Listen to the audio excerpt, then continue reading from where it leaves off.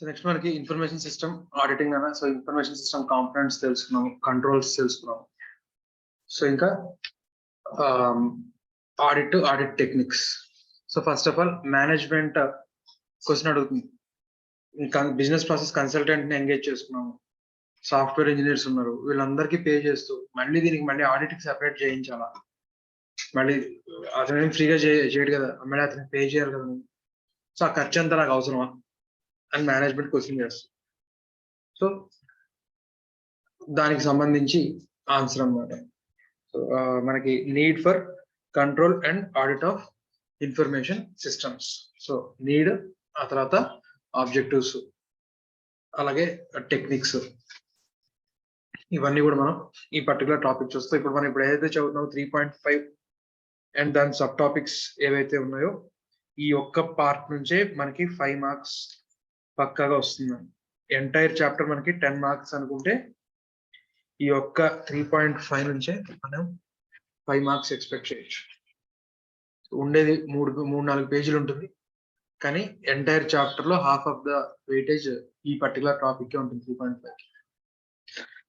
So అందులో మళ్ళీ ఆ 50% మళ్ళీ ఆ 4-5 పేజీల్లో కూడా ఒక 2 పేజీలకు సంబంధించి ఇన్ఫర్మేషన్ మనం ఓన్లీ సైడ్ హెడ్డింగ్ గుర్తుపెట్టుకుంటే లోపల ఇన్ఫర్మేషన్ మనం ఓన్గా రాయగలిగితే ఉంటుంది.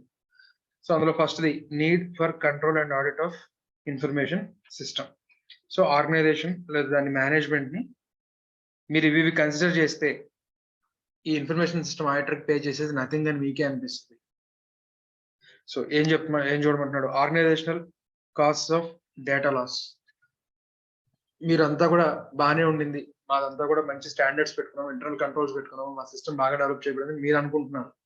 కానీ ఒకవేళ ఏదైనా జరగడానికి జరిగి డేటా కనుక లాస్ అయినట్లయితే, ఒక బ్యాంకింగ్ సిస్టమ్ కి డేటా ఎంత ఇంపార్టెంట్ అన్న, ఏ అకౌంట్ లో ఎంతెంత బ్యాలెన్స్ ఉంది, ఏ ట్రాన్సాక్షన్ జరిగాయని ఒకవేళ పోతే బ్యాంక్ మళ్ళీ ఫంక్షన్ అవ్వగలదా? సో డేటా లాస్ వల్ల ఎంత నష్టం జరుగుతుందో ఊహించుకోండి. సో దట్ మేమంటూ ఉంటే కనుక ఇండస్ట్రీలో బెస్ట్ స్టాండర్డ్స్ ఏంటి, లేదా ఏమైనా బగ్స్ ఏమైనా ఉన్నాయా, లేదా ఇంటర్నల్ కంట్రోల్ సౌండ్నెస్ ఉందా లేదా, ఇవన్నీ చెక్ చేయడం వల్ల మీకు ఆ లాస్ జరగని కూడా చూస్తాను. సో ఆ లాస్ తో పోల్చుకుంటే మాకు పే చేసే ఫీజు చాలా తక్కువ. సో అలాగా organization cost of data loss, అలాగే cost of incorrect decisions. So మీరు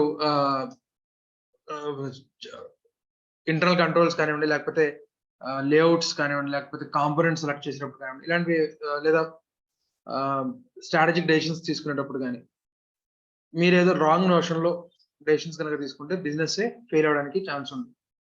సో అలాంటప్పుడు మీరు ఏదైతే ఇన్ఫర్మేషన్ మీద రిలై అయ్యి మీ ప్రాసెస్, మీ ERP ఏదైతే ఉందో డేటా ప్రాసెస్ చేసి ఇన్ఫర్మేషన్ ఇస్తుంది, ఆ ఇన్ఫర్మేషన్ యూజ్ చేసుకుని మీరు డెసిషన్స్ తీసుకుంటున్నారు.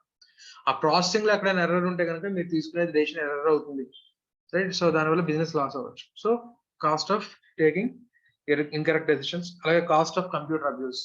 మన కంప్యూటర్ ని యూజ్ చేసి మన డేటానే థెఫ్ట్ చేయడం, లేదా మనకే ఫైన్ పడేలాగా చేయడం, రైట్? లేదా మనల్ని ఇబ్బంది పెట్టేలాగా చేయడం. సో ఆ కంప్యూటర్ అబ్యూస్ రైట్. అలాగే value of hardware and software and personal. Correct టైంకి ఉండాల్సినటువంటి స్కిల్డ్ పర్సన్ లేకపోయినా, లేకపోతే స్కిల్డ్ లేదా మనకి అందాల్సిన టైంకి సాఫ్ట్వేర్ కరెక్ట్ టైంలో ఉండకపోయినా, హార్డ్వేర్ కరెక్ట్ టైంలో పనిచేయకపోయినా చాలా ఇబ్బంది అవుతుంది. సో కాబట్టి కరెక్ట్ ప్లేస్ లో కరెక్ట్ పర్సన్ ఉండడం, లేదా హార్డ్వేర్ మనకి ఎలా ఫిజికల్ కాంపోనెంట్స్ వెరిఫికేషన్ అని చెప్పుకోవాలి. సో అలాగా ఆ ఫిజికల్ కాంపోనెంట్స్ కానివ్వండి, ఇంపార్టెంట్ కాంపోనెంట్స్ ఏవైతే ఉంటే వాటి రిప్లికేషన్ ఉందా లేదా. ఇట్లా ఒకవేళ సడన్ గా ఎవరైనా పర్సన్ మానేస్తే, వాడు కీ పర్సన్, వాడు కనుక మానేసాడంటే ఇమీడియట్ మొత్తం అంత హాల్ట్కి వస్తుంది. వాడి కింద ట్రైనింగ్ తీసుకుని ఇంకో పర్సన్ ఎవరు ఉన్నాడా, లేకపోతే ఒక ఆల్టర్నేటివ్ పర్సన్ ఎవరైనా ఉన్నారా. సో ఇలాంటివన్నీ కూడా చెక్ చేసి ఈ ప్లేస్ లో ఇంకొక ఎక్స్ట్రా హైర్ చేసుకోవాలి, లేదా ఈ ప్లేస్ లో ఒక సాఫ్ట్వేర్ తీసుకోవాలి, ఇలాగా అడ్వైజ్ అనేది చేస్తాం. సో అలాగా high cost of computer error, software error అనో కంప్యూటర్ ఎర్రర్ అనో నువ్వు ఒక చిన్న మాట చెప్పేస్తే మనకి ఎంటైర్ ప్రొడక్షన్ హాల్ట్ అయిపోయింది అనుకోండి చిన్న ఎర్రర్ వల్ల. అంటే ఏదో ఒక చిన్న సాఫ్ట్వేర్ లేదా ఒక డ్రైవర్ అప్డేట్ అవ్వకపోవడం, లేకపోతే ఒక చిన్న మాల్వేర్ ఉండడం వల్ల ఎంటైర్ ప్రొడక్షన్ హాల్ట్ అయిపోయింది అనుకోండి, ఎంత నష్టం. సో ఇప్పుడు మనకి అన్ని కూడా ఇప్పుడు ఆల్మోస్ట్ ఆల్ ఆటోమేషన్ లో నడుస్తున్నాయి. సో ప్రోగ్రామ్ లో చిన్న ఎర్రర్ ఉంది. సో సెల్ఫ్ డ్రైవింగ్ కారు పొరపాటున మీ మీద ఎక్కేసింది ఏమనుకోకండి. మళ్ళీ నెక్స్ట్ జన్మలో ఏమైనా ఉంటే చూసుకుందాం అంటే కుదరదు. సో అలాగా కంప్యూటర్ ఎర్రర్ అని, లేకపోతే టెక్నికల్ ఎర్రర్ అని, సాఫ్ట్వేర్ ఎర్రర్ అని, దాని ఎక్కడి వరకు లీడ్ చేస్తుందో మనం చెప్పలేం, రైట్? సో అలాగా high cost of computer error, అలాగే మెయింటెనెన్స్ ఆఫ్ ప్రైవసీ. ఇప్పుడు మనం ఏదైతే కస్టమర్ నెంబర్ ఆఫ్ ట్రాన్సాక్షన్స్ చేస్తున్నామో, చాలా డేటా కలెక్ట్ చేస్తున్నాం, విచ్ విల్ ఇంక్లూడ్ కాదు, కస్టమర్స్ లేదా individuals personal information also. Like మనం ఇప్పుడు స్మార్ట్ వాచెస్ వాడుతున్నాం అనుకోండి. సో మన హార్ట్ బీట్ ఇది కానివ్వండి, లేకపోతే మన డైలీ రొటీన్ కానివ్వండి, ఇలాంటివన్నీ కూడా, మన స్లీపింగ్ ప్యాటర్న్ కానివ్వండి, అలాగే మనం ఎక్కడెక్కడికి వెళ్తున్నాం అనేది కానివ్వండి, రైట్, ఇదంతా కూడా కలెక్ట్ చేయబడుతుంది. అందులో అది మళ్ళీ ఎవరికి లీక్ అవ్వకుండా చూసుకోవాలి. ఏదైనా కలెక్ట్ అవుతున్నా సరే సేవ్ అవ్వకూడని ఇన్ఫర్మేషన్ కొంత ఉంటుంది. లైక్ ఇప్పుడు మనకి ఆధార్ కార్డు ఉందనుకోండి, ఫుల్ నెంబర్ సేవ్ చేసుకోకూడదు ఎక్కడ కూడా. సో ఇగ్నోర్ చేయాల్సినవి ఉంటాయి. సో అలా కలెక్ట్ చేస్తున్నాం, అయినా సరే అందులో సేవ్ చేయకూడదు డేటాబేస్ లో, కానీ ఎక్కడ కూడా సేవ్ చేయకూడదు డేటా ఏంటి. ఇలాంటివి కనుక పొరపాటున మనం చేసాం, సేవ్ అయ్యాయి అనుకోండి, హ్యూజ్ ఫైన్స్ పడతాయి. గూగుల్ కి కానివ్వండి, ఫేస్బుక్ కానివ్వండి, ఇన్స్టాగ్రామ్ కానివ్వండి, యూరోపియన్ యూనియన్ ఎప్పుడు ఏవో ఫైన్స్ పడుతూనే ఉంటాయి, రైట్? సో అలాగే మనకి మెయింటెనెన్స్ ఆఫ్ ప్రైవసీ అనేది కానివ్వండి, రైట్, అలాగే control evaluation of computer use.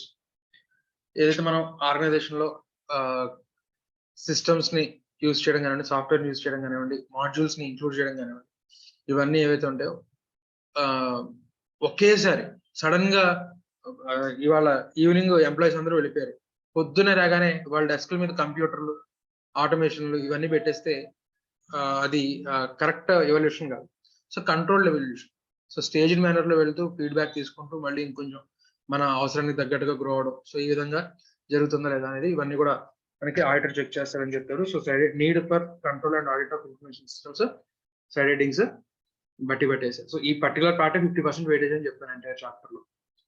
So దాని ప్రకారం చూడండి, next information system auditing definition ఏంటంటే, ఈ సైడ్ హెడ్డింగ్స్ ఇప్పుడు ఏవైతే మనం ఇన్ఫర్మేషన్ సిస్టమ్ ఆడిటింగ్ డెఫినేషన్స్ ఏవైతే చూస్తున్నామో ఆ డెఫినేషన్స్, సో ఆ side headings definition. So information system auditing definition కనుక చూస్తే, it is defined as the process of attesting objectives those focus on asset safeguarding, data integrity and management objectives that include effectiveness and efficiency both, right?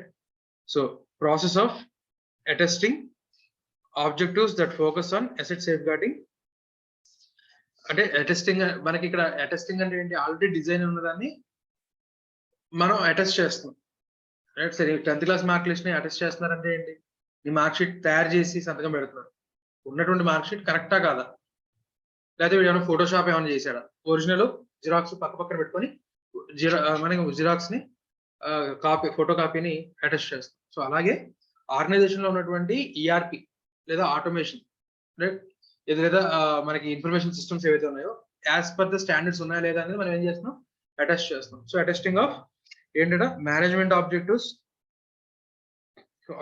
That focus on asset safeguarding, data integrity and management objectives that include effectiveness and efficiency of both. So information system auditing కనుక చూస్తే, first అది improved సేఫ్గార్డింగ్ of assets. ఈ chapter starting లోనే మనం చెప్పుకున్నాము, లేదా risk ముందు chapter లో చెప్పుకున్నాము. అసెట్స్ అంటే ఇక్కడ బిల్డింగ్, బెంచ్లు, కార్లు, బైక్లు కాదు, డేటా ఎక్కడైతే ఉండిందో అది మనకి అసెట్, రైట్? లేదా ఆ డేటాని ప్రాసెస్ చేసేటటువంటివి కానివ్వండి, లేదా ట్రాన్స్మిట్ చేసేటటువంటి కానివ్వండి, ఏవైతే అవి మనకి ఇక్కడ అసెట్స్ అని చెప్తాం. సో వాటిని అసెట్స్ ని సేఫ్ గార్డ్ చేయడం, అలాగే డేటా ఇంటిగ్రిటీ గురించి మనం ఇప్పటిదాకా చాలా సార్లు చెప్పుకున్నాం.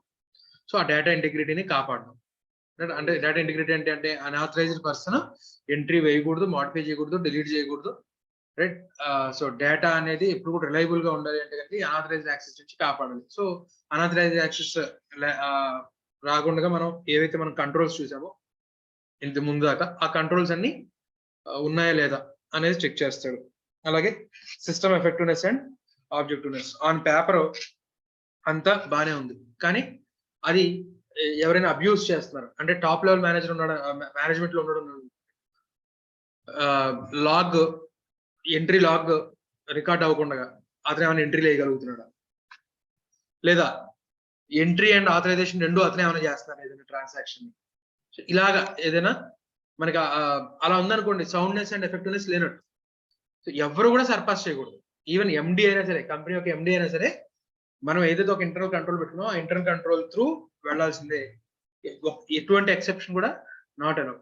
సో అలాంటి ఎక్సెప్షన్స్ లేకుండా ఉందా లేదా అనేది చెక్ చేసుకొని సౌండ్నెస్ అండ్ ఎఫెక్టివ్నెస్ అనేది చెక్ చేస్తాడు.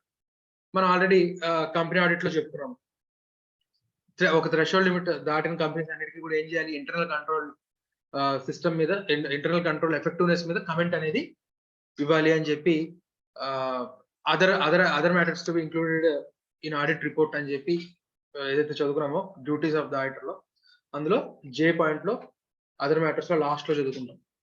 సో మనకి ఏదైతే అకౌంటింగ్ సాఫ్ట్వేర్ వాడుతున్నారో దాని యొక్క సౌండ్నెస్ అండ్ ఎఫెక్టివ్నెస్, అలాగే ఇంటర్నల్ కంట్రోల్ మీద కమెంట్ చేయమని చెప్పి చెప్తాం.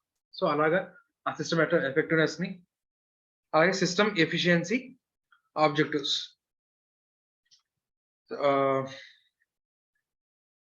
ఎఫెక్టివ్నెస్ ఆబ్జెక్టివ్స్ అండ్ ఎఫిషియన్సీ, ఈ కాంపొనెంట్స్ ఇవన్నీ కూడా ఎఫిషియెంట్ గా వర్క్ చేస్తున్నాయి లేదా, ఇవన్నీ కూడా చెక్ చేస్తాడు. సో ఇవి మనకి objectives of information system auditing objectives. పైదేమో నీడ్, ఇది వచ్చేసరికి ఇన్ఫర్మేషన్ సిస్టమ్ ఆడిటింగ్ ఆబ్జెక్టివ్స్. అంటే ఒకవేళ గుర్తు రాకపోతే కనుక సెపరేట్ గా ఆబ్జెక్టివ్స్ స్పెసిఫిక్ గా అడిగాడు అనుకోండి, గుర్తు రాలేదనుకోండి, ఏం చేయాలి, నీడ్ ఏదైతే ఉందో అది రాయాలి. సో నీడ్ అడిగాడు, గుర్తు రాలేదు, అప్పుడు ఏం రాస్తాం, ఆబ్జెక్టివ్స్ అని రాయచ్చు. అంతేగాని వదిలేసి రాకూడదు. రైట్.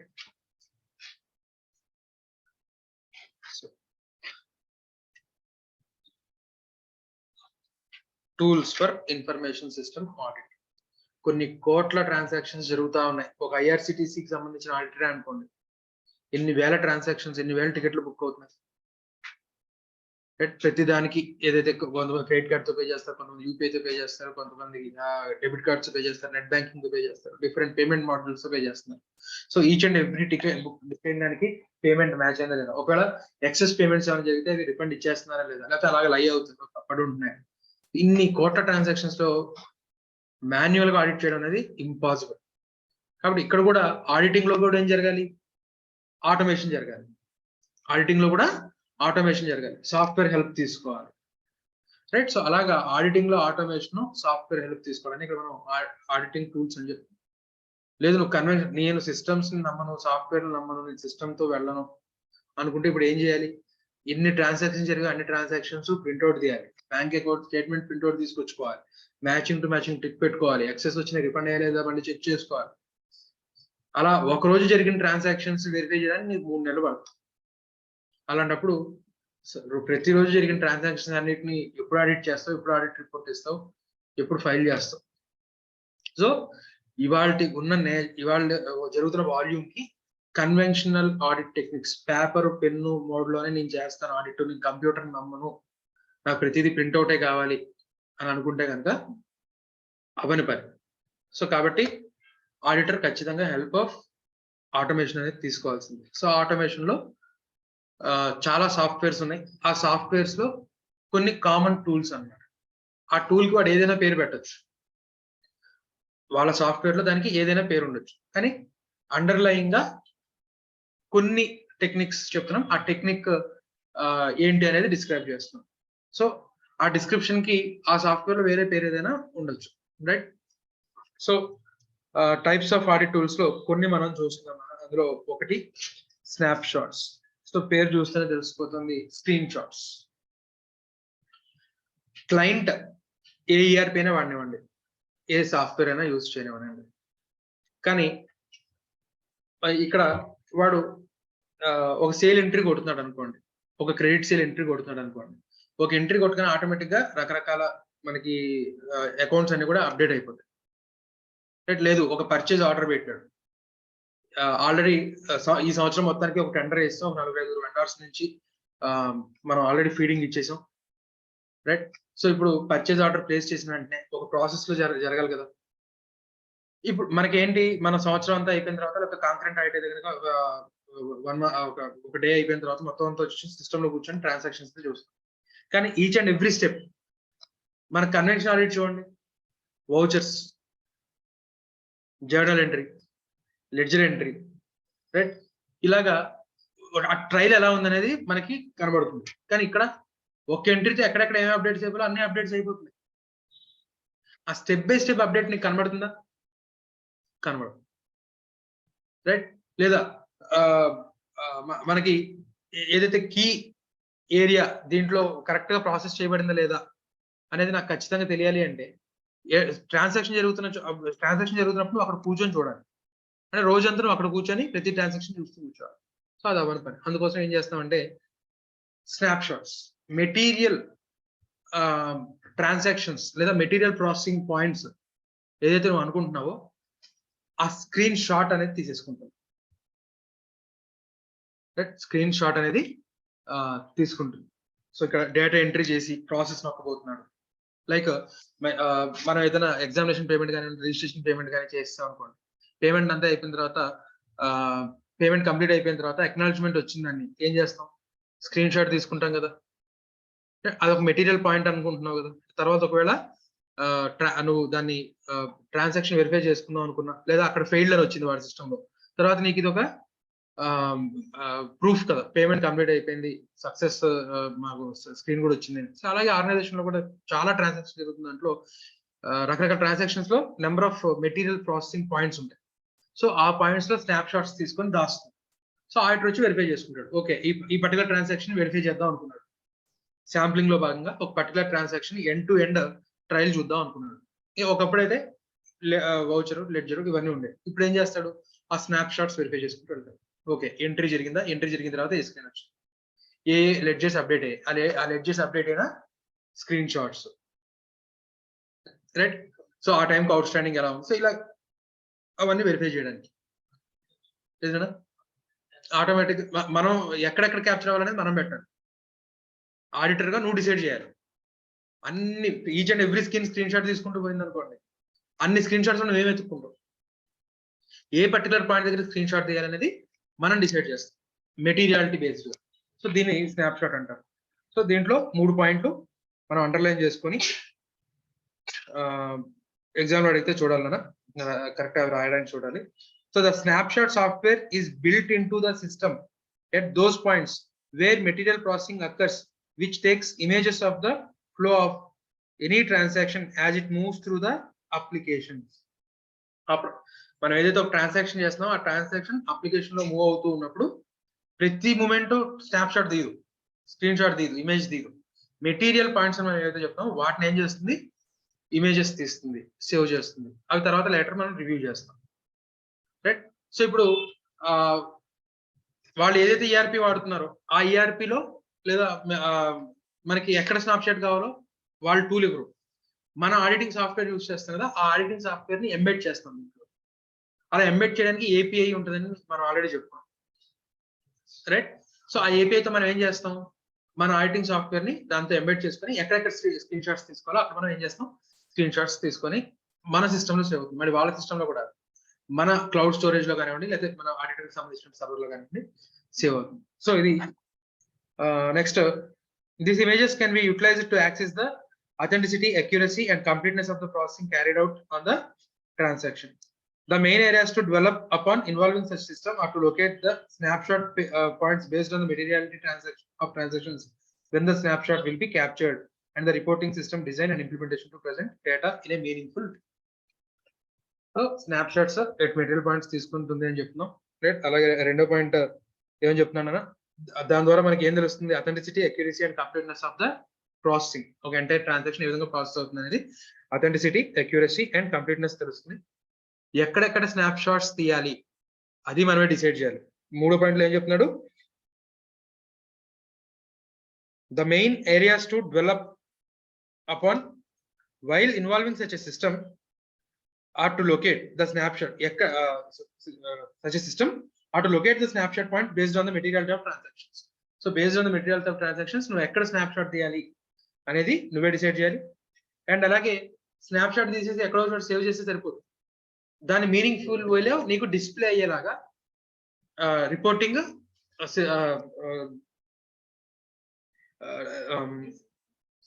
రిపోర్టింగ్ డిజైన్ కూడా చేసుకోవాలి. రైట్, నువ్వు వెళ్ళి వెతుక్కోవాల్సిన పని లేకుండా క్రోనలాజికల్ ఆర్డర్ లో, లేదా నువ్వు పర్టికులర్ ట్రాన్సాక్షన్ నేను వెరిఫై చేయాలని చెప్పి ఆ ట్రాన్సాక్షన్ మీద క్లిక్ చేసిన వెంటనే ఆ స్నాప్ షాట్స్ అన్ని ఏమవ్వాలి, వరుసలో నీకు కనబడాలి. రైట్, లేదా ఒకేసారి ఆ ట్రాన్సాక్షన్ మీద క్లిక్ చేసిన వెంటనే నీకు ఆ స్క్రీన్ షాట్స్ అన్ని కనబడాలి. అందుకని నువ్వు వెళ్ళి వెతుక్కోకూడదు. ఓకే, ఈ ట్రాన్సాక్షన్ ఏ డేట్ జరిగింది, ఆ మొత్తం గోల్డెన్ ఫైల్స్ ఉంటాయి. ఆ ఫైల్స్ లోకి వెళ్ళి ఆ పర్టికులర్ డేట్ లోకి వెళ్ళి ఆ పర్టికులర్ ఆ టైంలో తీసిన స్నాప్ షాట్ అని వెతుక్కుంటూ వెళ్ళావు అనుకో, ఎప్పటికీ ఇంక తగిన పని. ఒక పర్టికులర్ ట్రాన్సాక్షన్ కొట్టగానే ఏం ఇవ్వాలి, నీకు స్నాప్ షాట్ అనేది కనబడేలాగా, లేదా ఒక పవర్ పాయింట్ ప్రెజెంటేషన్ లాగా టక్మని వెళ్ళేలాగా, అలాగే డిజైనింగ్ ఇది కూడా చేసుకోవాలని చెప్తారు. నెక్స్ట్ వచ్చేసరికి మనం స్కార్ఫ్ టెక్నిక్స్ చూస్తాం కదా. స్కార్ఫ్ టెక్నిక్ కూడా స్నాప్ షాట్ లాంటిదే, కానీ ఇంకొంచెం అడ్వాన్స్డ్. ఇది సెపరేట్ గా ద స్కార్ఫ్ దీని ఫుల్ ఫామ్ చూడండి, system control audit review file. Each and every transaction సంబంధించినటువంటి స్నాప్ షాట్స్ ఏవైతే ఉన్నాయో, ఇంతకుముందు ఏం చేసాం, సేవ్ అయితే అయింది, ఆ పర్టికులర్ ట్రాన్సాక్షన్ మీదకి వెళ్ళి వెరిఫై చేయాలనుకుంటే అవన్నీ మనకి ఆ స్నాప్ షాట్స్ అన్ని విడివిడిగా ఏ ఆర్డర్ లో ప్లే అవ్వాలో ఆర్డర్ లో ప్లే అవ్వడం, డిస్ప్లే అవ్వడం జరుగుతుంది. కానీ ఇక్కడ ఆ ప్రాసెసింగ్ మొత్తం కూడా ఒక సెపరేట్ ఫైల్ కి, ఓకే ఇది మెటీరియల్ ట్రాన్సాక్షన్ బాబు, దీనికి సంబంధించిన ప్రతి ప్రాసెస్ రికార్డ్ చేస్తే, లేదా మెటీరియల్ పాయింట్స్ రికార్డ్ చేసేసి దాన్ని ఒక సెపరేట్ ఫైల్ గా క్రియేట్ చేయాలి. ఆ ఫైల్స్ శాంపిల్ లో నేను ఒకటి నేను వెరిఫై చేస్తా పర్సనల్ గా. రైట్, సో అలాగే మనకి ఏంటంటే the scarf technique involves embedding audit software modules with a host application program to provide continuous monitoring of the systems transaction. ఇక్కడ ఏం చేస్తున్నాం, మన ఆడిటింగ్ సాఫ్ట్వేర్ సెపరేట్ గా మనం ఏదైతే యూజ్ చేస్తున్నాం దాన్ని ఏం చేస్తున్నాం, ఎంబెడ్ చేస్తున్నాం. దేనికోసంగా, కంటిన్యూస్ మానిటరింగ్. స్నాప్ షాట్స్ లో ఏంటి, జస్ట్ స్నాప్ షాట్ తీసుకుని ఉంటుంది, ఇక్కడ కంటిన్యూస్ మానిటరింగ్ తీసుకుంటుంది. ఏ ఫైల్ రికార్డ్ చేయమంటే ఆ ఫైల్ సెపరేట్ గా మనం ఒక క్రైటీరియా చెప్తున్నాం, ఆ ట్రాన్సాక్షన్ ఏం చేస్తుంది, అది రికార్డ్ చేసి మనకి సెపరేట్ ఫైల్ లో సేవ్ చేస్తాం. The information collected is return on a special audit file, the scarf master files. దాన్ని ఏమంటారు, scarf master files. Auditors then examine the information contained on this file to see if some aspect of application system needs to follow. Right, application system లో ఇంకా ఏదైనా మనం మార్పులు చేయాల్సింది ఉందా, లేకపోతే ఇంకా ఫర్దర్ గా వెళ్ళి ఏమైనా మనం ఇన్వెస్టిగేట్ చేయాలంటే తర్వాత ఈ స్కార్ఫ్ ఫైల్ రివ్యూ చేసి ఆడిటర్ అయ్యేవాడు డిసైడ్ చేస్తారు. So in many ways the scarf technique is like the snap shot technique along with other data collection capabilities. అక్కడ ఓన్లీ స్నాప్ షాట్ ఒకటే తీస్తున్నాం, ఇక్కడ లైక్ లాగ్, ఏ ఎంప్లాయీ ఎన్నింటికి లాగిన్ అవుతున్నాడు, వాడికి ఉన్నటువంటి ఆథరైజేషన్ ఏంటి అంటే నువ్వు అక్కడే ఇంకా మళ్ళీ నువ్వు సెపరేట్ గా వెళ్ళి చూసుకోవచ్చు. అంటే ఈ పర్టికులర్ ఎంట్రీ స్నాప్ షాట్ లో ఏంటి, ఈ పర్టికులర్ ఎంట్రీ ఎంప్లాయీ చేశాడు, ఆథరైజ్ ఈ ఎంప్లాయీ చేశాడు, నువ్వు సెపరేట్ గా వెళ్ళి వెరిఫై చేసుకోవాలి. ఈ ఎంప్లాయీ ఎవరైతే ఎంట్రీ చేశాడో వాడికి అసలు ఎంట్రీ పవర్ ఉందా, లేదా ఎవరైతే ఆథరైజ్ చేశాడో వాడికి ఆథరైజేషన్ పవర్ ఉందా, వాడికి authorisation power within the 1 lakh కానీ 1.5 lakh, so within the limit ఉందా, ఇవన్నీ నువ్వు మళ్ళీ సెపరేట్ గా వెతుక్కోవాలి. కానీ ఇక్కడ ఇది ఎంబెడెడ్ సాఫ్ట్వేర్ అంటే దాంట్లోకి మనం ఎంబెడ్ చేస్తాం, ఇంకా అదర్ ఇన్ఫర్మేషన్ ఏమేమి కలెక్ట్ చేయాలో కూడా మనం అక్కడే కోడింగ్ చేస్తాం అనుకోండి. ట్రాన్సాక్షన్ రికార్డ్ చేస్తుంది, అట్ ది సేమ్ టైం ఆ ఎంప్లాయీ పవర్స్ కానివ్వండి, అంటే ఫర్ ఎగ్జాంపుల్ చెప్తున్నా, ఒకవేళ విత్ ఇన్ ద లిమిట్ కాకపోతే ఎక్సెప్షన్ ఫైల్ రికార్డ్ అవుతుంది. ఆ పర్టికులర్ ఫైలే మనకి రెడ్ కలర్ లో కనిపిస్తుంది. ఉన్న ఒక 20-30 స్కార్ఫ్ ఫైల్స్ ఉన్నాయి అనుకోండి, దాంట్లో ఫస్ట్ మనం ఏం చూస్తాం, రెడ్ కలర్ లో ఉన్న వెరిఫై చేసేస్తాం. ఇమీడియట్ గా మనం ఏం చేస్తాం, మేనేజర్ నుంచి ఎక్స్ప్లెనేషన్ అడుగుతాం. ఇచ్చింది 1 lakh పవర్ అయితే 1,05,000 1,50,000 నువ్వు ఎలా ఆథరైజ్ చేయగలి, దానికి మా హెడ్ పర్మిషన్ ఇచ్చాడు, ఆయన ఆ రోజు ఊర్లో లేడు, అందుకోసం అప్ టు 5 lakhs వరకు కూడా నాకు ఆ రోజు నాకు పర్మిషన్ నాకే ఇచ్చి వెళ్ళిపోయాడు ఆ పర్టికులర్ డేట్. ఓకే, మనం వచ్చిన అబ్జర్వేషన్ రాసుకుంటాం. రైట్, సో అలాగా స్కార్ఫ్ లో వచ్చేసరికి ఇంకొంచెం ఎక్స్ట్రా డీటెయిల్స్ కూడా కలెక్ట్ చేయడానికి అవకాశం ఉంటుందని చెప్తాడు. Next continuous and intermittent simulation. First simulation చూసే ముందే ఇంటిగ్రేటెడ్ టెస్ట్ ఫెసిలిటీ చూద్దాం, ఆ తర్వాత సిమ్యులేషన్ వద్దాం. ఇంటిగ్రేటెడ్ టెస్ట్ ఫెసిలిటీలో ఏంటి అంటే ఆడిటర్ ఒక డమ్మీ ఎంట్రీ కొట్టేస్తాడు. అంటే ఆడిటర్ కి ఆల్మోస్ట్ ఆల్ మనం చాలా పవర్స్ తీసుకుంటాం మనం. అంటే ఎంట్రీ వేసేయడానికి, ఆథరైజేషన్ కి అన్ని ఆర్టికల్ స్టూడెంట్ కి ఇవ్వరు కానీ ఆ పవర్ ఆడిటర్ ఎవడైతే ఉంటాడో ఆడిటర్ కి మల్టిపుల్ లెవెల్స్ లో మనకి పర్మిషన్స్ ఉంటాయి. ముందుగానే డేటాబేస్ అడ్మినిస్ట్రేటర్ ఎవరైతే ఉంటాడో అతనితో మాట్లాడుకొని మనకు కావాల్సిన ప్రివిలేజెస్ అనేది తీసుకుంటాం. సో ప్రివిలేజెస్ లో ఇప్పుడు మనం ఏం చేస్తామంటే ఒక డమ్మీ ఎంట్రీ లైక్ ఒక సేల్స్ ఎంట్రీ, ఒక క్రెడిట్ సేల్స్ ఎంట్రీ కానివ్వండి, లేకపోతే ఒక dummy sales order, credit sales order, some XYZ అనే కంపెనీ ఒక 20 lakhs క్రెడిట్ సేల్స్ అడుగుతున్నారు. వాళ్ళ నుంచి ఒక ఆర్డర్ వచ్చినట్టుగా మనం ఒక డమ్మీ సేల్స్ ఆర్డర్ పెట్టాం. ఇప్పుడు ఇమ్మీడియట్ గా అకౌంట్స్ డిపార్ట్మెంట్ ఏం చేయాలి, ఆ పర్టికులర్ ఎంటిటీకి సంబంధించినటువంటి GST నెంబర్ అని కానివ్వండి, లేకపోతే వాళ్ళ బ్యాంక్ అకౌంట్ స్టేట్మెంట్స్ తెప్పించుకొని రావడం కానివ్వండి, ఇవన్నీ చేసి ఏం చేయాలి, క్రెడిట్ లిమిట్ అనేది శాంక్షన్ చేయాలి. ఆ క్రెడిట్ లిమిట్ ఎంత శాంక్షన్ చేయాలి అనేది మనం ఆల్రెడీ ఇంటర్నల్ కంట్రోల్ సిస్టమ్ లో మనం పెట్టేసి ఉంటాం కదా. ఇంత క్రెడిట్ స్కోర్ ఉండి ఈ క్రైటీరియా ఉంటే మీరు ఇంత క్రెడిట్ ఇవ్వచ్చు, ఇన్ని మంత్స్ ఆఫ్ క్రెడిట్ ఇవ్వచ్చు అని. సో ఆడిటర్ కి ఆల్రెడీ దీని అల్టిమేట్ ఓకే, మనం ఇప్పుడు ఒక డమ్మీ ఎంట్రీ ఏదైతే వేస్తున్నామో దానికి 2 months క్రెడిట్ రావాలి, అప్ టు 10 lakhs వరకే క్రెడిట్ రావాలి. కానీ అకౌంట్స్ డిపార్ట్మెంట్ ఎంత శాంక్షన్ చేసింది, సేల్ ఏ విధంగా జరుగుతుంది. సో ఒకవేళ సేల్స్ ఆర్డర్ పంపించాల్సి వస్తే ఏ విధంగా పంపిస్తున్నారు. సో ఇలాగ ఎంట్రీ వేసి డమ్మీ ఎంట్రీ వేసారు. డమ్మీ ఎంట్రీ వేసి ఊరుకుంటే ఇప్పుడు వాడు 10 లక్షల కోర్స్ పంపించేస్తాడు, డబ్బులు ఎక్కడి నుంచి వస్తాయి. సో కాబట్టి ఎంట్రీ వేయడం తెలియాలి, డమ్మీ ఎంట్రీ, దాన్ని తీసేయడం ఎప్పుడెప్పుడు తీసేయాలి, ప్రాసెసింగ్ అంతా అయిపోయిన తర్వాత దాన్ని తీసేసేటటువంటి ఇది కూడా చూసుకోవాలి. సో ఇంటిగ్రేటెడ్ టెస్ట్ ఫెసిలిటీ ఏంటంటే క్లయింట్ ERP-లోనే మనం ఒక డమ్మీ ఎంట్రీస్ వేసేస్తాం.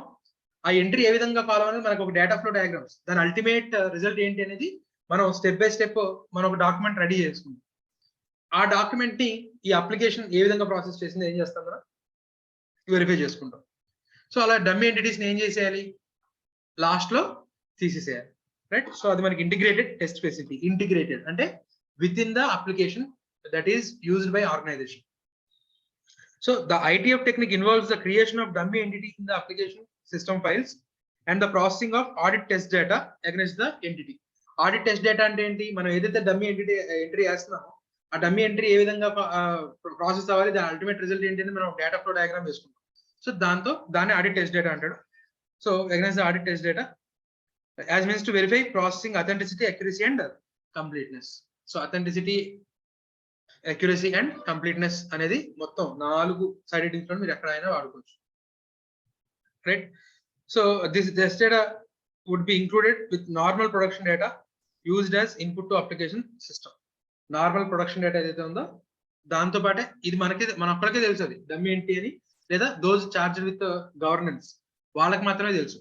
ఇలా మేము ఒక డమ్మీ ఎంట్రీ వేయబోతున్నాం అని వాళ్ళకి చెప్పి, కొన్ని సర్ప్రైజ్ ఎంట్రీస్ వేస్తాం, కొన్ని చెప్పి వేయాల్సి ఉంటుంది. సో అలా వాళ్ళకి మనకి మాత్రమే తెలుస్తుంది, నార్మల్ ప్రొడక్షన్ డేటాలో భాగంగా వెళ్ళిపోతుంది. ఆ తర్వాత వాటిని మళ్ళీ మనం ఏం చేయాలన్నా రిమూవల్, ఎక్కడెక్కడైతే దాని రిఫ్లెక్షన్స్ జరిగాయో, డమ్మీ ఎంట్రీ వల్ల ఎక్కడెక్కడైతే రిఫ్లెక్షన్స్ జరిగాయో వాటన్నిటిని కూడా ఏం చేయాలి, తీసేసేయాలి.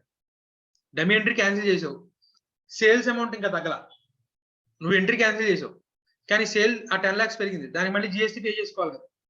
సో GST రిటర్న్ వేసే లోపే అది ఎంట్రీ ఏమైపోవాలి, నలిఫై అయిపోవాలి. నువ్వు ఇక్కడ డమ్మీ ఎంట్రీ డిలీట్ చేసావు కానీ సేల్స్ తగ్గలేదు, అది కూడా ఏమవ్వాలి, తగ్గాలి. సో ఎక్కడెక్కడ అయితే ఎఫెక్ట్ అయ్యో అవన్నీ కూడా ఏమవ్వాలి, రిమూవ్ అయిపోవాలి. సో అది జాగ్రత్త తీసుకోవాలి ITF.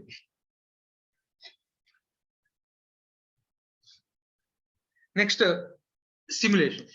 ITF లో ఏంటి, నువ్వు కూర్చొని ఒక డమ్మీ ఎంట్రీ వేయాలి, రైట్. కానీ CAS లో ఏంటంటే ప్యారలల్ గా మన ఆడిటింగ్ సాఫ్ట్వేర్ ERP తో పాటు పనిచేస్తుంది, right. Continuous and intermittent simulation.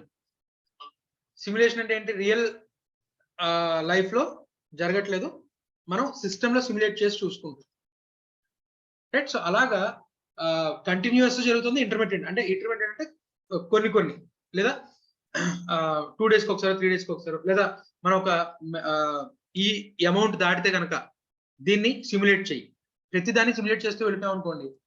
Organisation అంటే ERP కోసంగా పెద్ద పెద్ద సర్వర్లు పెట్టుకుంది, మనం ఆడిటర్ గా ఒక చిన్న ల్యాప్టాప్ పెట్టుకొని ఈఆర్పి ఏదైతే ట్రాన్సాక్ట్ చేస్తున్నటువంటి ట్రాన్సాక్షన్స్ అన్నిటిని మన ల్యాప్టాప్ ద్వారా కూడా సిమ్యులేట్ చేయడం అంటే అవని పని. అప్పుడు నువ్వు కూడా ఒక డేటా సెంటర్ పెట్టుకొని కూర్చోవాలి. సో కంటిన్యూస్ చిన్న కంపెనీ అనుకోండి కంటిన్యూస్ సిమ్యులేషన్ చేసుకోవచ్చు. పెద్ద కంపెనీ అనుకోండి మెటీరియల్ ట్రాన్సాక్షన్స్ ఏవైతే ఉంటే వాటిని మాత్రమే మనం ఏం చేస్తాం సిమ్యులేట్ చేయమని చెప్పి చెప్తాం. అసలు సిమ్యులేషన్ అంటే ఏంటో తర్వాత చూద్దాం. సో అంటే కంటిన్యూస్ సిమ్యులేషన్ కుదురుతుంది, మన కంప్యూటింగ్ పవర్ హైగా ఉందనుకోండి కంటిన్యూస్ కుదురుతుంది. లేదంటే ఏం చేయాలి ఇంటర్మిటెంట్ ఏవైతే మనం కొన్ని మెటీరియల్ అనుకుంటున్నామో వాటిని మాత్రమే సిమ్యులేట్ చేయమని కూడా చెప్పుకోవచ్చు. సో కాబట్టి కంటిన్యూస్ అలాగే అండ్ ఇంటర్మిటెంట్ సిమ్యులేషన్ ఏం జరుగుతుంది ఒక పర్టికులర్ కంటిన్యూస్ సిమ్యులేషన్ చూద్దాం. సో ఒక పర్టికులర్ ట్రాన్సాక్షన్ ఎంట్రీ చేయబడింది, ఎంట్రీ చేసాం. ఎంట్రీ చేస్తే ఏ విధంగా ప్రాసెస్ అవ్వాలి అనేది మనం ఒక డాక్యుమెంటేషన్ చేసాం కదా. ఏ లెవెల్ వాళ్ళు ఆథరైజ్ చేయాలి, ఎక్కడెక్కడ మనకు అప్డేట్ అవ్వాలి, ఇవన్నీ మనం ప్రాసెస్ ముందుగానే మనం డిజైన్ చేసి పెట్టుకున్నాం కదా. కాబట్టి ఈ ఎంట్రీ ఆర్గనైజేషన్ ఈఆర్పీలోకి వెళ్తుంది, అలాగే మన ఆడిట్ సాఫ్ట్వేర్ ఏదైతే ఉందో దాంట్లో కూడా వెళ్తుంది. సో ఇప్పుడు మన ఈ ఆడిట్ సాఫ్ట్వేర్ ఈ ఎంట్రీని ప్రాసెస్ చేస్తుంది, ఈఆర్పి కూడా ప్రాసెస్ చేస్తుంది. ఇప్పుడు దీని రిజల్ట్ ఫైల్ ఒకటి వచ్చింది, ఈ రెండింటిని కూడా ఏం చేస్తాం కంపేర్ చేస్తాం. రెండు ఒకటే రకమైన రిజల్ట్ ఇచ్చాయనుకోండి ఓకే, ఏ మాత్రం తేడాలు ఉన్నా మనం ఏం చేస్తాం ఫర్దర్ గా ఇన్వెస్టిగేట్ అనేది చేస్తాం. లేదా ఏదైతే ఈఆర్పి సాఫ్ట్వేర్ ఏదైతే ఆర్గనైజేషన్ యూజ్ చేస్తుందో దాంట్లో ఇంటర్నల్ కంట్రోల్స్ కానీ లేకపోతే ఎర్రర్స్ ఏమైనా ఉంటే వాటిని మనం ఏం చేస్తాం కరెక్ట్ చేస్తాం. రైట్. సో అలాగా ఈచ్ అండ్ ఎవ్రీ ట్రాన్సాక్షన్ ని సిమ్యులేట్ చేసాం అనుకోండి, ఈఆర్పీకి ఉన్నంత కంప్యూటేషనల్ పవర్ మన ఆడిటింగ్ సాఫ్ట్వేర్ కానీ మన హార్డ్వేర్ కూడా కావాలి. కాబట్టి ఇప్పుడు మనం ఏం చేస్తాం కంటిన్యూస్ సిమ్యులేట్ అంటే ఈఆర్పీలో జనరల్ గా ఒరిజినల్ గా జరుగుతుంది, కానీ ప్యారలల్ గా ఏం చేస్తున్నాం ఇక్కడ మన సాఫ్ట్వేర్ లో కూడా రన్ చేస్తున్నాం. కాబట్టి దీన్ని ఏమన్నాం సిమ్యులేషన్ అన్నాం. రైట్. సో ఇప్పుడు ఓకే మనం కంటిన్యూస్ సిమ్యులేషన్ చేయలేము, each and every transaction simulate చేయడం ఇంపాసిబుల్ అనుకున్నప్పుడు మనం ఏం చేస్తాం అంటే కీ ట్రాన్సాక్షన్స్ ఏంటో లేదా మెటీరియల్ ట్రాన్సాక్షన్స్ ఏంటో సెన్సిటివ్ ఇన్ఫర్మేషన్ ఏంటో సెన్సిటివ్ ప్రాసెసింగ్స్ ఏమన్నా చూసుకొని వాటిని సిమ్యులేట్ చేయమని చెప్తాం. ఈ క్రైటీరియా ఫుల్ఫిల్ అయితే ఇమీడియట్ గా ట్రాన్సాక్షన్ ఏం చేయి సిమ్యులేట్ చేయి అని చెప్పి మనం కోడింగ్ అనేది రాస్తాం. సో దాన్ని మనం ఇంటర్మిటెంట్ సిమ్యులేషన్ అని చెప్పాలి.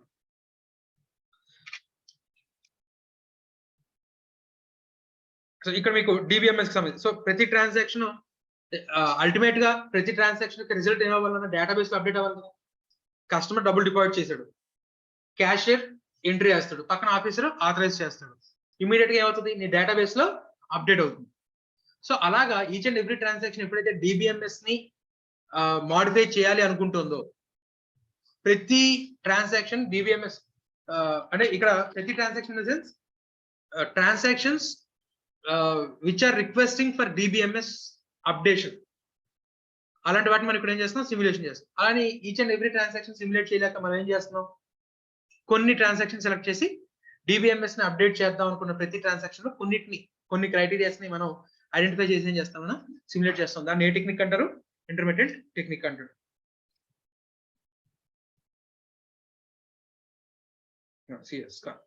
సో ఇది కూడా స్కార్ఫ్ టెక్నిక్ కి లో ఒక వెర్షన్ అని చెప్పి చెప్తారు. సిఎస్ అనేది స్కార్ఫ్ అనేది ఏం చెప్పాము కంటిన్యూస్ అని చెప్పి, అక్కడ కంటిన్యూస్ అంటే అది ప్రతి ట్రాన్సాక్షన్ ఏం చేస్తుంది రికార్డ్ చేస్తే ఆడిట్ రివ్యూ ఫైల్ క్రియేట్ చేస్తుంది.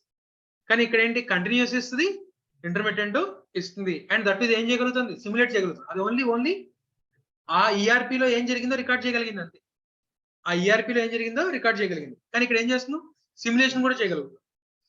సో అప్గ్రేడెడ్ వెర్షన్ అనమాట. సో ఇప్పుడు మనం చెప్పుకుందంతా ఈ 4 పాయింట్స్ లో ఉంటుంది చూడండి. నెక్స్ట్ ఆడిట్ హుక్స్ నాను గ్యాలం. సో ఇప్పుడు ఏంటి ఎలాంటి ఫ్రాడ్స్ జరగచ్చు లేదా మనకి యాజ్ ఆడిటర్ మనం ఎప్పుడు కూడా నాలెడ్జ్ అనేది అప్డేట్ చేసుకుంటూనే ఉన్నాం. లేటెస్ట్ గా జరిగినటువంటి సైబర్ ఫ్రాడ్స్ కానివ్వండి, అటాక్స్ కానివ్వండి, ఇలాంటి వాటి అన్నిటిని నాలెడ్జ్ మనం గెయిన్ చేస్తూ ఉంటాం. సో ఇప్పుడు ఇలాంటివి ఎలా జరిగాయో కంప్లీట్ గా ఒక రివ్యూ ఫైల్స్ కానివ్వండి, లేకపోతే మ్యాగజైన్స్ లో కానివ్వండి వస్తూ ఉంటాయి. సో కాబట్టి మన ఓకే ఇలాంటి ఫ్రాడ్ కూడా జరగచ్చు, దీన్ని ఈ విధంగా ఐడెంటిఫై చేయొచ్చు అనేది పక్కన వాళ్ళ నాలెడ్జ్ ద్వారా మనకు కూడా తెలుస్తుంది. సో ఇప్పుడు మనం ఏం చేస్తాం, మన ఈఆర్పీలో కూడా ఇలాంటి హుక్స్ పెట్టేసి ఉంచుతాం. లైక్ ఒక డార్మెంట్ అకౌంట్, లేదా ఇక్కడ ఒక ఎంప్లాయీ లీవ్ లో వెళ్ళిపోయాడు, లీవ్ అప్రూవ్ అయిపోయింది, లీవ్ అప్రూవ్ అయిన పీరియడ్ లో అతని లాగిన్ లో ఎంట్రీ పడింది, లేదా అతని లాగిన్ సిస్టమ్ లో లాగిన్ అయింది. ఇమీడియట్ గా అంటే మనం ఒక హుక్ క్రియేట్ చేసాం. ఏంటది, లీవ్ అప్రూవ్డ్ ఎంప్లాయీ ఎవడైతే ఉంటాడో ఆ లీవ్ పీరియడ్ లో అతని ఎంప్లాయీ ఐడి నుంచి లాగిన్ ఏమన్నా అయిందా, ఇమ్మీడియట్ గా ఆ జరిగిన ట్రాన్సాక్షన్ మొత్తాన్ని ఏం చేస్తుంది, మనకి నోటిఫికేషన్, మన ఆడిటింగ్ సాఫ్ట్వేర్ ఏదైతే ఉంటుందో నువ్వు వెళ్ళి వెతుక్కో. ఓకే మనకి 40-30 క్లయింట్లు ఉంటారు మన, ఈచ్ అండ్ ఎవ్రీ క్లయింట్ లోకి వెళ్ళి ఏం జరిగింది ఎత్తుకునే కంటే ఆ 30-40 క్లయింట్స్ లో కూడా మనం ఏవైతే కొన్ని కీ ఈవెంట్స్ చెప్పామో ఆ కీ ఈవెంట్స్ కనుక జరిగితే ఇమ్మీడియట్ గా పాపప్ వచ్చింది అనుకోండి, ఏం చేయొచ్చు మనం, మనకి పని తగ్గుతుంది కదా. సో ఆడిట్ హుక్ లో జరిగేది కూడా అదే. మనం బాగా ఆలోచించి మన నాలెడ్జ్ ని యూజ్ చేసి రకరకాల హుక్స్ క్రియేట్ చేసి ఉంచుతాం. ఆల్రెడీ మనకి ఎవరైతే ఆడిటింగ్ సాఫ్ట్వేర్ ఇస్తున్నాడో వాడు చాలా హుక్స్ మనకి ఇస్తాడు. ఇలాంటి కీ మానిటరింగ్ ఏరియాస్ కానివ్వండి, ఫ్రాడ్ జరిగే ఏరియాస్ కానివ్వండి, వీళ్ళు ఈ ఆడిటింగ్ సాఫ్ట్వేర్ ఇచ్చే కంపెనీస్ వాళ్ళ నాలెడ్జ్ బేస్ చేసుకొని ఇలాంటి హుక్స్ ఇస్తాయి. అవి కాకుండా నువ్వు ఇంకా ఏదైనా హుక్స్ జనరేట్ చేయాలనుకుంటే చిన్న కోడింగ్ ద్వారా నువ్వు కూడా హుక్స్ అనేవి రైట్ చేయొచ్చు. సో ఇప్పుడు అలాంటి ఈవెంట్ జరిగిన వెంటనే ఇమీడియట్ గా నీకు ఏమొస్తుంది, పాపప్ వస్తుంది. ఇలాగా సాఫ్ట్వేర్ కనుక లేకపోతే నువ్వు ఏం చేయాలి, ఇంత ముందులాగా కన్వెన్షనల్ గా కాంక్రెంట్ ఆడిట్కి వెళ్ళడం, each and every voucher tick పెట్టుకుంటూ వెళ్ళడం, వాటిలో ర్యాండమ్ గా కొన్ని లెడ్జర్ లో వీటిలో వెరిఫై చేసుకుంటూ వెళ్ళడం, దొరికితే దొరుకుతుంది, దొరికింది లేకపోతే లేదు. కానీ ఇప్పుడు ఈ సాఫ్ట్వేర్ ద్వారా ఏమవుతుంది, మాక్సిమం దొరకడానికి ఛాన్సెస్ ఉంటాయి. సో మన ఆడిట్ ప్రొసీజర్స్ ఏవైతే ఉంటాయో అవి మనకి ఎఫెక్టివ్ గా ఉంటాయి. సో దట్ ఏదైనా ఫ్రాడ్ కానివ్వండి, ఎర్రర్ కానీ జరిగితే ఈజీగా ఐడెంటిఫై చేయడానికి. సో అందుకోసం మనం ఎంత ఖర్చు పెట్టి మరి మనం ఆడిటింగ్ సాఫ్ట్వేర్స్ కానివ్వండి, టూల్స్ కానివ్వండి, ఇవన్నీ కొనేది ఏంటి అంటే ఎర్రర్స్ కానివ్వండి, ఫ్రాడ్స్ కానివ్వండి ఐడెంటిఫై చేయడం కోసం, రైట్. సో అది మనకి audit hooks. So real time notification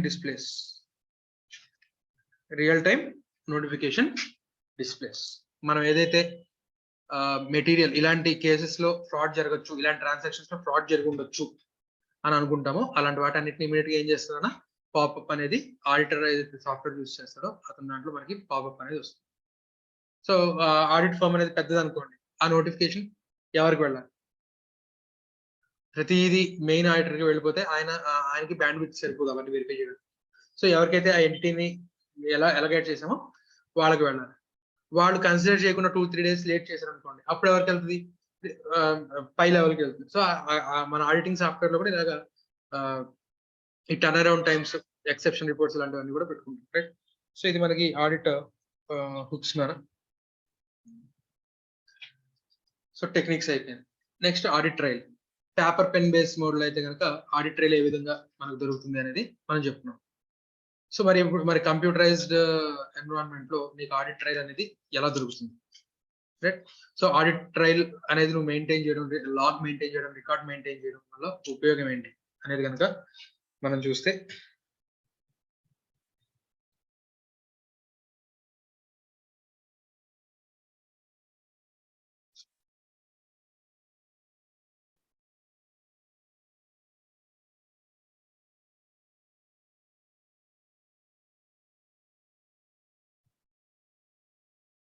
so audit trial.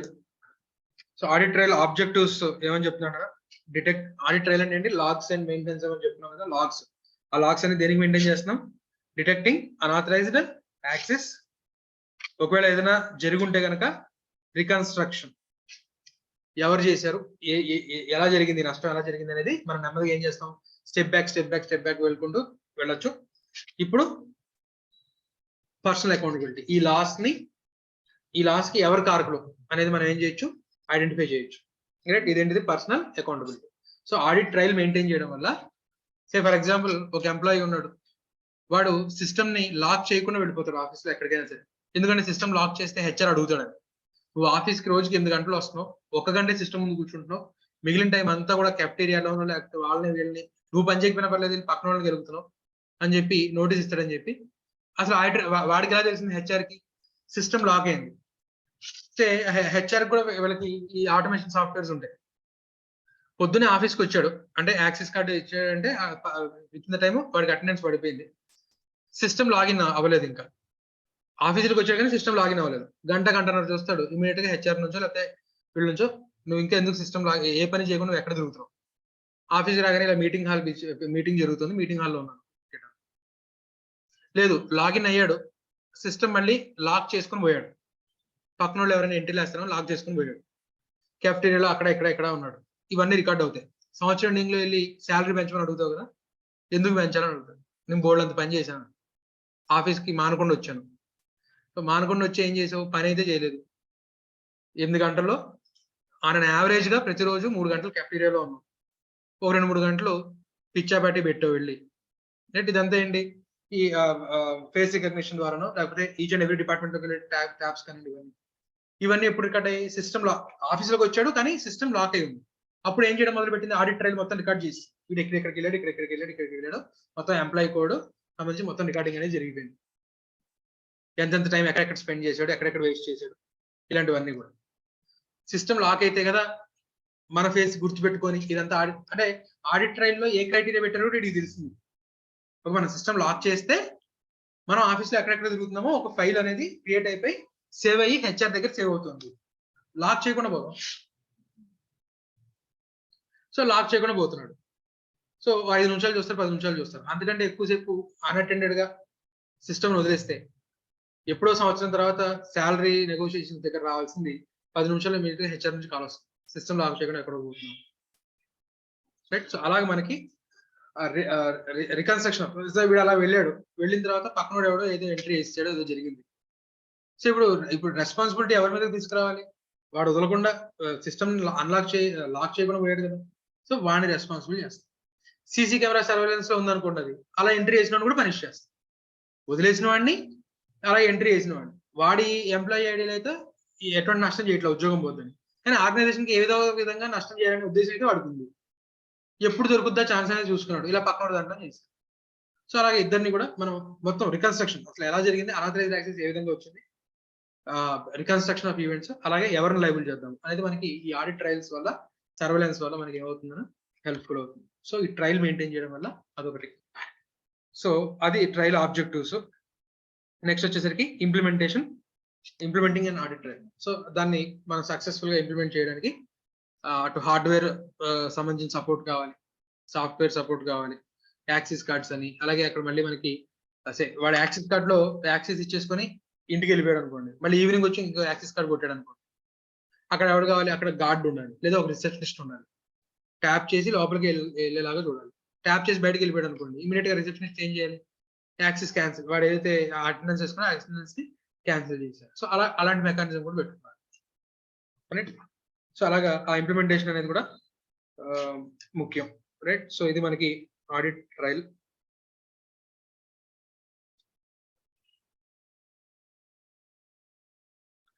So 3.5 మనకి అక్కడికి completed.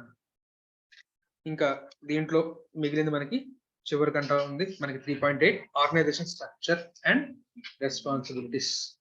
So organisation structure and responsibilities నేను ఓవరాల్ గా చెప్తాను, మీరు ఓన్ గా చదవండి. అలాగే మనకి సాఫ్ట్వేర్ కంపెనీస్ లో కానీ లేదా ఆర్గనైజేషన్స్ లో కానీ ఏ లెవెల్స్ లో ఉంటారు, వాళ్ళని ఏమైనా ఆ జాబ్ రోల్ ఏమైనా పిలుస్తారు. బ్యాంకులో అయితే మనకి క్యాషియర్, ఆఫీసర్, మేనేజర్ ఇలా తెలుసు. సో సాఫ్ట్వేర్ కంపెనీస్ లో కానివ్వండి లేకపోతే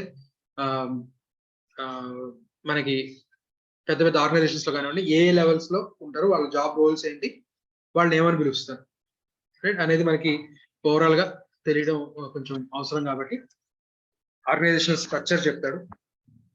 సో ఆర్గనైజేషనల్ చార్ట్ అనేది ఏదైతే ప్రిపేర్ చేస్తామో అది ఫైనల్ కాదు, అది ఎప్పటికప్పుడు మారుతూ ఉంటుంది, అవసరాన్ని బట్టి మారుతూ ఉంటుంది.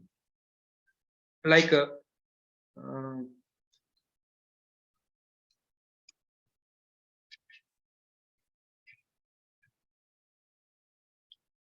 సో టాప్ లెవెల్ మేనేజర్ ఇక్కడ మనకి board of directors, MD, CEO ఉంటారు. సిఇఓ, ఎండి వీళ్ళు ఏం చేస్తారు? వీళ్ళకి ఇచ్చిన పనులను డెలిగేట్ చేస్తారు.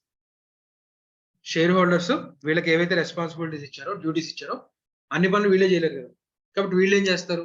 వీళ్ళ డ్యూటీస్ ని ఇంకొంతమందికి ఏం చేస్తారు? డెలిగేట్ చేస్తారు. So like marketing, sales, legal, అలాగే టెక్నికల్, అలాగే మనకి ట్రెజరీ, అకౌంట్స్, ఇలా రకరకాల డిపార్ట్మెంట్స్ మళ్ళీ దానికి సెపరేట్ హెడ్స్ పెడతారు. ఆ హెడ్స్ కింద మళ్ళీ కింద ఆపరేషనల్ స్టాఫ్ ఉంటారు.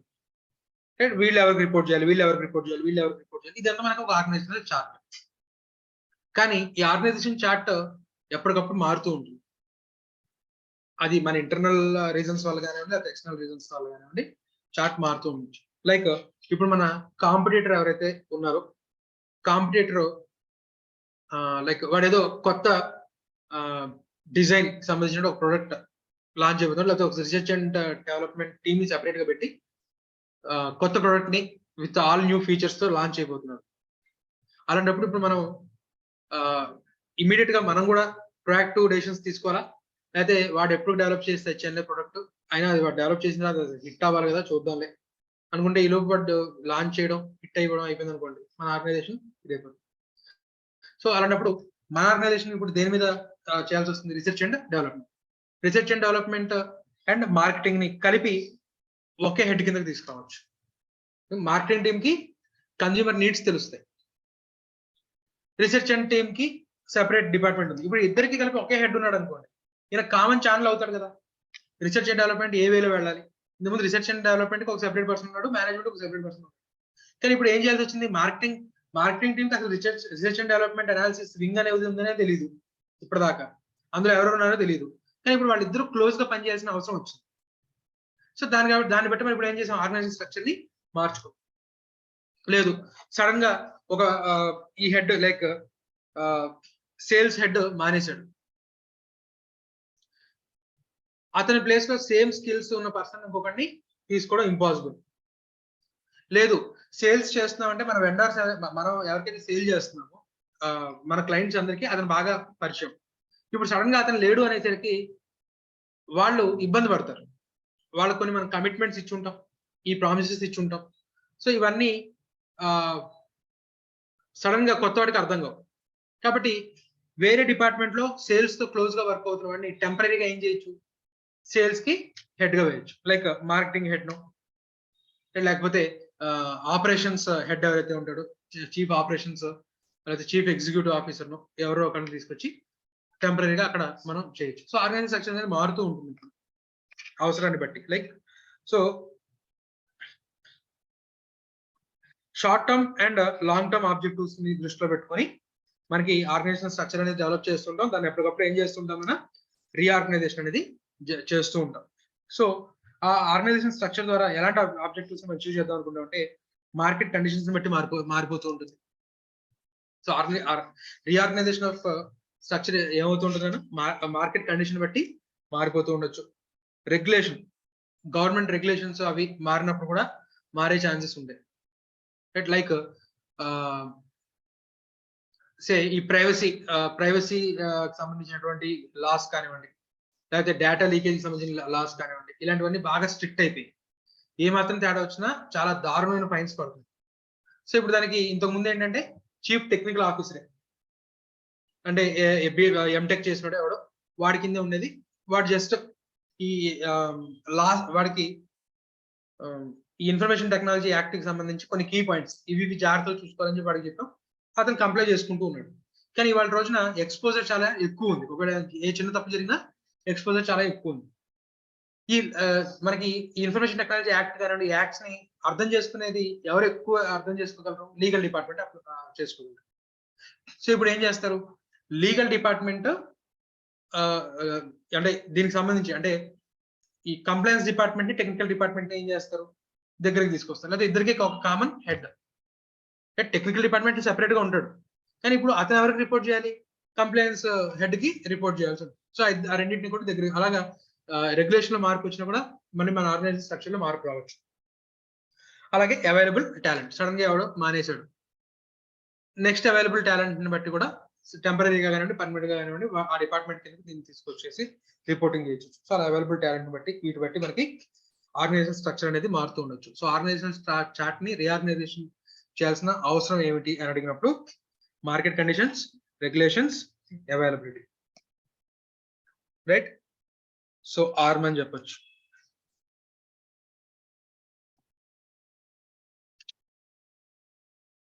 Next roles and responsibilities. So ఇప్పుడు ఆపరేషనల్ లెవెల్లో ఉన్నారు, మేనేజ్మెంట్ లెవెల్లో ఉన్నారు, టాప్ లెవెల్ మేనేజ్మెంట్ లో ఉన్నారు. సో ఆపరేషనల్ లెవెల్లో ఏదైనా తప్పు జరిగింది అనుకోండి, వాడిని ఉద్యోగం నుంచి తీసేస్తాం, ఓకే. కానీ దానివల్ల జరిగిన లాస్ ఏదైతే ఉందో దాన్ని రికవర్ చేయాల్సింది ఎవరి దగ్గర నుంచి? వాడు తప్పు చేస్తున్నా కనిపెట్టినటువంటి మేనేజర్ లెవెల్ నుంచి, లేదా మేనేజ్మెంట్ కరెక్ట్ గా పనిచేస్తున్నారు లేదా అని చూడని టాప్ లెవెల్ మేనేజ్మెంట్ లో ఎవరైతే ఉంటారో వాళ్ళని. సో అలాగా మనం ఆ రెస్పాన్సిబిలిటీస్ అవి ఫిక్స్ చేసేటప్పుడు ఆర్గనైజేషన్ చార్ట్ లో ఇలాంటి లాస్ జరిగితే వీళ్ళు రెస్పాన్సిబుల్, లేదా వీటిని సేఫ్ గార్డ్ చేసుకోవాల్సిన బాధ్యత వీళ్ళది అని చెప్పి మనం ఏం చేస్తున్నాం, డీసెంట్రలైజ్ చేసుకుంటూ వస్తున్నాం ఏ లెవెల్ కా లెవెల్, రైట్. సో కాబట్టి డేటా అసెట్స్ కానివ్వండి, లేదా డిఫరెంట్ టైప్స్ ఆఫ్ అసెట్స్ కానివ్వండి, వౌచర్స్ కానివ్వండి, ఏవన్నీ సరే వాటికి మనం కొన్ని ఓనర్స్ ని ఫిక్స్ చేస్తున్నాం, దానికి సంబంధించిన రెస్పాన్సిబిలిటీస్ వాళ్ళ మీద ఫిక్స్ చేస్తాం, లేదా ఆ అసెట్ ని మేనేజ్ చేసే యాక్సెస్ ఒకరికి ఇస్తాం, దాన్ని ఇంకోటి యూజ్ చేసుకుంటాం. సో అల్టిమేట్ గా అసెట్ కి ఏదైనా నష్టం జరిగితే అల్టిమేట్ గా ఎవరు భరించాలన్న లాస్? ఓనర్ భరించాలి. ఓనర్ అంటే ఆర్గనైజేషన్ రన్ చేస్తున్న ఓనర్ కాదు, ఆ పర్టికులర్ అసెట్ అరే బాబు రెస్పాన్సిబిలిటీ నీది అని ఫిక్స్ చేస్తున్నాం కదా, వాడికి మనం he's responsible, owner, right. So ఇప్పుడు ఆ అసెట్ ఏదైతే ఉందో దాన్ని మేనేజ్ చేసే పర్మిషన్ కొంతమందికి ఇస్తాం, కొంతమందికి ఓన్లీ యూజ్ చేసుకునే పర్మిషనే ఇస్తాం. ఇది మన ఆర్గనైజేషన్స్ లో ఉండే డిఏసి అని చెప్పుకున్నాం, discretionary access control. Asset owner ఎవరైతే ఉన్నారో ఆ అసెట్ ని ఎవరెవరిని యూజ్ చేసుకోవడానికి పర్మిషన్ ఇవ్వచ్చు, ఎవరెవరికి మేనేజ్ చేయడానికి పర్మిషన్ ఇవ్వచ్చు అనేది అతని ఇష్టం. మళ్ళీ అది ఏ విధంగా యాక్సెస్ ఇవ్వాలనేది కూడా మనం ఇంటర్నల్ కంట్రోల్ లో పెట్టుకుని ఉంటాం. విత్ ఇన్ ద కంట్రోలే, విత్ ఇన్ ద ప్రొసీజర్ వాడు ఇచ్చాడా లేదా యాక్సెస్ అనేది తర్వాత చూస్తాం, అది వేరే సంగతి. కానీ ప్రతి దానికి డేటాబేస్ అడ్మినిస్ట్రేటర్ దాకా వెళ్ళిపోవాలా? అలా అవి ఎక్కడని చెప్పుకున్నాం, మిలిటరీ ఆర్గనైజేషన్స్ లో వాటిలో మాత్రమే ఎంఏసి, మ్యాండేటరీ యాక్సెస్ కంట్రోల్స్, ప్రతిదీ సెంట్రలైజ్ లోనే నీకు పర్మిషన్స్ అనేది రావాలి. ఇక్కడ ఏంటి, ఆ పర్టికులర్ అసెట్ ఎవరైతే ఓనర్ ఉన్నాడో వాడు పర్మిషన్ వేరే వాళ్ళకి గ్రాంట్ చేయొచ్చు, మేనేజ్ చేసుకోవడానికి పర్మిషన్ గ్రాంట్ చేయొచ్చు. సో దట్ ఇప్పుడు ఇక్కడ ఏమవుతుంది, మనకి రెస్పాన్సిబిలిటీ అనేది ఫిక్స్ అవుతుంది. అక్కడ ఏదైనా తప్పు జరిగితే ఎవరిని పనిష్ చేయాలనేది మనకి తెలుస్తుంది. సో ఓనర్, మేనేజర్, యూజర్ అయినారు. So job titles and responsibilities ఇంకా మీరు చదవండి, లోపల రెస్పాన్సిబిలిటీస్ కూడా చదవండి, మీకు అర్థం అవుతుంది. ఎగ్జామినేషన్ పాయింట్ ఆఫ్ వ్యూ అంత ఇంపార్టెంట్ కాదు, కానీ ఏమో 2 మార్క్స్ కి ఈ పర్టికులర్ ఏదో ఒక రోల్ ఇచ్చేసి వాడి రెస్పాన్సిబిలిటీస్ ఏంటో చెప్పమన్నాడు అనుకోండి, ఎందుకు వదలాలి? ఒక సింగిల్ రీడింగ్ ఇస్తే మీరు ఓన్ గా రాసేసేయచ్చు. లేదా ఒక పర్టికులర్ డిపార్ట్మెంట్ ఇచ్చి దీనిలో ఉండే రోల్స్ ఏంటో చెప్పమన్నాడు అనుకోండి, ఒకసారి చదువు ఉంటే కనుక అట్లీస్ట్ మనం రాయడానికి వీలుంటుంది, రైట్. సో కాబట్టి ఓవరాల్ గా కనుక చూసుకుంటే ఇప్పుడు ఈ సిఐఓ ఇవన్నీ ఉన్నారు సార్, మిడ్ లెవెల్ అనమాట. అంటే మనకి ఈ మిడ్ లెవెల్ అని చెప్పాం కదా ఇందాక, లీగల్, మార్కెటింగ్, టెక్నికల్ అని చెప్పాం కదా, దాని హెడ్స్ అనమాట. చీఫ్, ఎండి అండ్ డైరెక్టర్స్ వేరు. ఇప్పుడు వాళ్ళ కింద ఆ పర్టికులర్ నాలెడ్జ్ ఉన్నటువంటి పర్సన్స్ ని హైర్ చేసుకొని వాళ్ళని చీఫ్ గా పెట్టేస్తుంది. అలాగే ఎవరున్నారు, chief information officer, chief technology officer, chief security officer, chief information security officer, అలాగే చీఫ్ ప్రైవసీ ఆఫీసర్. అలాగే చీఫ్ ఇన్ఫర్మేషన్ ఆఫీసర్ కింద ఎవరెవరు ఉంటారో చూస్తే, chief information officer software development, network management, data management, security operations, security management, general operations, service desk, right. మళ్ళీ వీటిలో system development, systems architect, అలాగే system analyst, system development and programmer, software tester. అలాగే network లో వచ్చేసరికి network architect, network engineer, network administrator, telecom engineer. అలాగే data management లో database architect, database administrator, database analyst. అలాగే security operations వచ్చేసరికి security architect, security engineer, security analyst, user account manager, security auditor. System management లో system architect, engineer, storage engineer, systems administrator. General operations వచ్చేసరికి operations manager, operation analyst, control analyst, system operator, data entry operator, media web. General గా ఈ software companies మన CS ని, CMS ని ఈ లెవెల్లో తీసుకుంటాను. ఆపరేషన్స్ అనలిస్ట్ ఒక ఆర్గనైజేషన్ ఆపరేషన్స్ ఏ విధంగా ఏ విధంగా జరుగుతున్నాయి అనేది అనలైజ్ చేసి దాన్ని ఏ విధంగా మనం రిడెండెంట్ ట్రాన్సాక్షన్, రిడెండెంట్ ప్రాసెస్ ఏ విధంగా అవాయిడ్ చేయొచ్చు, ఆ ప్రాసెస్ ఇంకా ఏ విధంగా మనం బెటర్ గా చేయొచ్చు. అండ్ ఇప్పుడు సాఫ్ట్వేర్ వాళ్ళకి అర్థమయ్యే విధంగా, అరే బాబు స్క్రీన్ ఈ విధంగా ఉన్నది, ప్రాసెస్ ఈ విధంగా జరుగుతుంది, సో కోడింగ్ ఈ విధంగా రాయాలి అనేది వాళ్ళకి అర్థమయ్యేలాగా చెప్పడానికి ఫస్ట్ ఆపరేషన్స్ ని అనలైజ్ చేసి ఇది ప్రాసెస్ ఈ విధంగా జరుగుతుంది అనేది చార్ట్లు గీయాలి కదా. సో మనల్ని జనరల్ గా ఈ లెవెల్లో తీసుకుంటాం. సో అలాగే సర్వీస్ డెస్క్, సో ఇవన్నీ కూడా ఇంతమంది. సో ఇప్పుడు తర్వాత మీకు ఏం చేస్తారంటే ఈ సిస్టమ్స్ ఆర్కిటెక్ట్ ఏం చేస్తాడు, నెట్వర్క్ ఆర్కిటెక్ట్ ఏం చేస్తాడు అనేది మీకు ఈ కింద వీటిలో చెప్తాడు. జస్ట్ ఒకసారి సింగిల్ రీడింగ్ అయితే ఇవ్వండి అన్న. Next segregation of duties, SOD. ఈ ఎస్ఓడి అనేది ఈ చాప్టర్ లోనే కాదు, మనకి బ్యాంకింగ్ లోనూ ఎస్ఓడి కనబడుతుంది. సో ఎస్ఓడి అనేది అడిగితే మనం బ్యాంకింగ్ లో రాయొచ్చు, ఎక్కడైనా రాయొచ్చు. స్పెసిఫిక్ గా ఈ చాప్టర్ కి సంబంధించింది అంటే ఎక్కడైనా ఎస్ఓడికి సంబంధించి డేటా ఒకటే.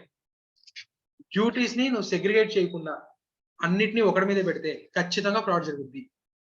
ఎంట్రీ, ఆథరైజేషన్ రెండు ఒకటి చేతిలో ఉంటే చాలా ప్రమాదం. నువ్వు సెగ్రిగేషన్ లో భాగంగా అన్ని జాగ్రత్తగా సెగ్రిగేట్ చేసావు, కానీ పొరపాటున ఎక్కడో ఓవర్లాప్స్ అయింది. ఆ ఓవర్లాప్స్ కాకుండా చూసుకోవాలి. అండ్ అలాగే హై వాల్యూ, అది మన సిస్టమ్ కానివ్వండి లేకపోతే అదర్ ఆపరేషన్స్ కానివ్వండి, లైక్ మనకి హై వాల్యూ ఇన్వెంటరీ ఏదైనా ఉందనుకోండి, దానికి సంబంధించిన లాక్ అండ్ కీ ఒకటి దగ్గరే ఉండదు. High value inventory 2 lock and keys ఉంటాయి. దాన్ని యాక్సెస్ చేయాలంటే ఇద్దరు వచ్చి యాక్సెస్ చేయాలి, రైట్? సో ఆ రెండో కీ మేబీ ఇంకా హై లెవెల్ మేనేజర్ దగ్గర ఉన్నారు. ఆ కీ తీసుకొచ్చినప్పుడు ఏం చేయాలి, దీనికోసంగా మేము కీ తీసుకెళ్తున్నాము, ఈ పర్సన్స్ మేము లోపలికి ఇంత అమౌంట్ తెచ్చుకుంటాము. సో ఇలాగా మనకి అటు హై వాల్యూ అసెట్స్ ని కాపాడడం కోసం కానివ్వండి, డేటా అసెట్స్ కోసం కానివ్వండి, ఆ సెగ్రిగేషన్ ఆఫ్ డ్యూటీస్ అనేది జరగకపోతే కనుక మనకి ఫ్రాడ్స్ అనేవి జరగడానికి ఛాన్స్ ఉంటుంది.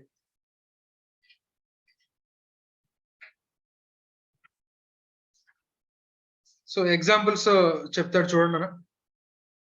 డెఫినేషన్ అయితే చూడండి, సెగ్రిగేషన్ ఆఫ్ డ్యూటీస్ డెఫినేషన్ కనుక చూస్తే,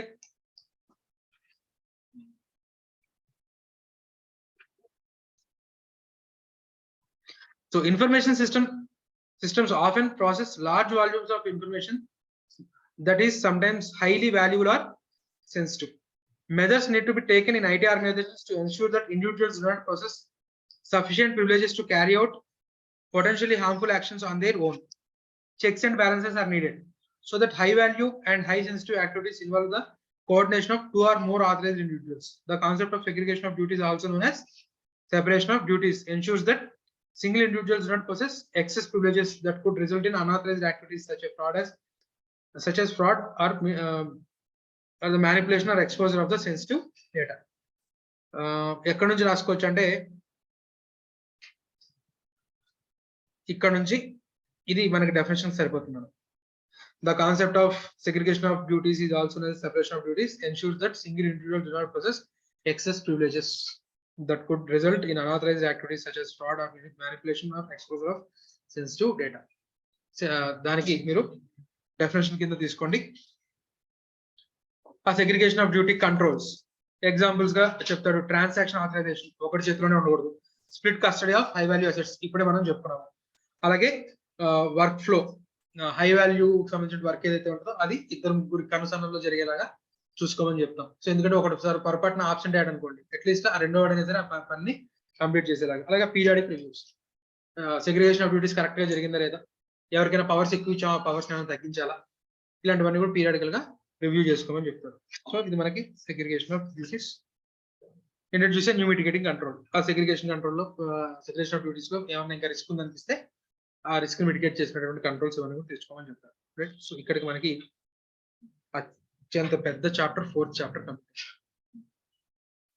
సో దీంట్లో ప్రిపేర్ అయ్యేటప్పుడు నేను మీకు ఆల్రెడీ చెప్పాను స్ట్రాటజీ ఏంటి, ఫస్ట్ 3.8 ఏనా audit techniques, need of information security audit 3.8 కదా, 3.5 సారీ 3.5. సో 3.5 మనకి ఈ చాప్టర్ మొత్తంలో హాఫ్ ఆఫ్ ద వెయిటేజ్, మిగిలినంతా కలిపి 5 మార్క్స్.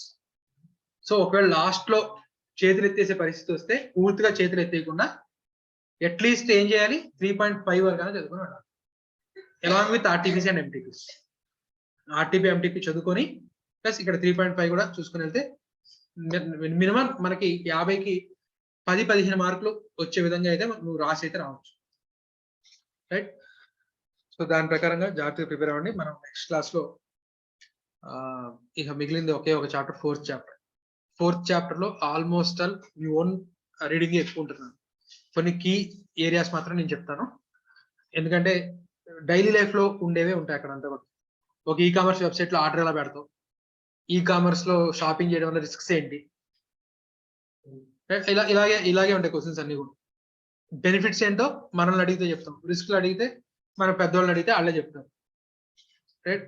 వాళ్ళు రకరకాల క్వశ్చన్స్ వేస్తారు కదా, అయ్యే రిస్క్స్. కాబట్టి అందులో హాఫ్ ఆఫ్ ద కంటెంట్ మీరు ఓన్ గా చదువుకుంటే అర్థమైపోయింది.